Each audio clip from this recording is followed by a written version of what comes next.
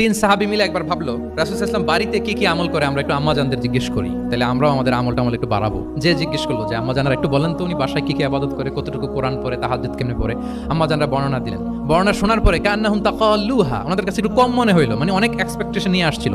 তারা ভাবছিল মানে রাতে ঘুমাই না, সারা রাত তাহাজ্জুদ আর কান্নাকাটি করে রাসূল সাল্লাল্লাহু আলাইহি ওয়াসাল্লাম কাটায় দেয়। তাদের এরকম একটা ধারণা ছিল। কিন্তু এসে শুনে যে না, এসার পরে নাকি ঘুমোতে যায়, অনেকক্ষণ ঘুমিয়ে এসে মাঝরাতে নাকি ওঠে।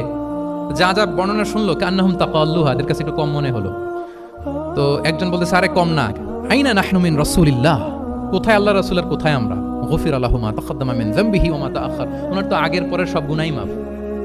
আদতে তো গুনাহই নাই, নবীরা তো মাসুম। তো ওনার সাথে কি আমাদের তুলনা, আমাদের এত কম করলে হবে না, তো কি করতে হবে। একজন বলে যে আজকে থেকে আমি আর ঘুমাবোই না, সারা রাত তাহাজ্জুদ পড়বো। আচ্ছা, আরেকজন বলে আমি আর না খেয়ে মানে রোজা ছাড়া থাকবো না, আমি সাওমে বিসাল করবো, সারা বছর রোজা রাখবো, যা করে আল্লাহ, রোজা থামাবো না আমি।